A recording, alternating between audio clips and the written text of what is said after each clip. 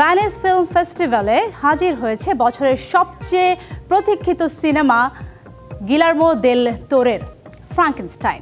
সিনেমার শেষ দৃশ্যের পরই উপস্থিত দর্শকরা দাঁড়িয়ে 14 মিনিট ধরে করতালিতে ভাসান নির্মাতা ও শিল্পীদের।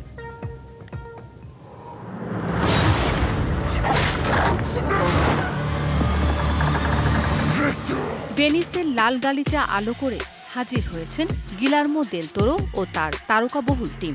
বহুল প্রতীক্ষিত ফ্রাঙ্কেনস্টাইনের বিশেষ প্রদর্শনীতে উপস্থিত ছিলেন অস্কার আইজ্যাক, জেকব এলর্ডি, মিয়া গোথ, ক্রিস্টোফ ওয়াল্টজ এবং সঙ্গীত পরিচালক আলেকজান্দ্র দেসপ্লাস।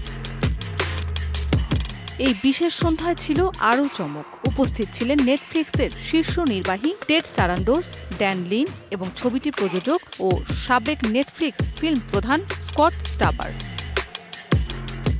সিনেমা শেষ হতেই হল ভর্তি দর্শকদের কাছ থেকে উপচে পড়ে ভালোবাসা। দাঁড়িয়ে 14 মিনিট ধরে করতালি। আবেগ ধরে রাখতে পারেননি পরিচালক দেল তোরো ও প্রধান অভিনেতা জ্যাকব এলর্ডি।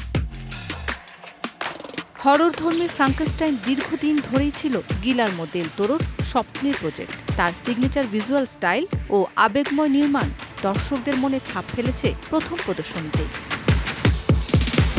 রূপালী জগতে দেল তোরোর ফ্রাঙ্কেনস্টাইন যেন এক নতুন সংযোজন, যেখানে মিশে আছে ক্লাসিক সাহিত্যের মর্ম, আধুনিক নির্মাণ শৈলী আর বিশুদ্ধ আবেগ। এখন শুধুই প্রতীক্ষা বিশ্বব্যাপী মুক্তির। দর্শকদের সামনে কবে কখন আসছে এই ভিন্ন মাত্রার চলচ্চিত্র, সেদিকেই তাকিয়ে আছেন সিনেমা প্রেমীরা।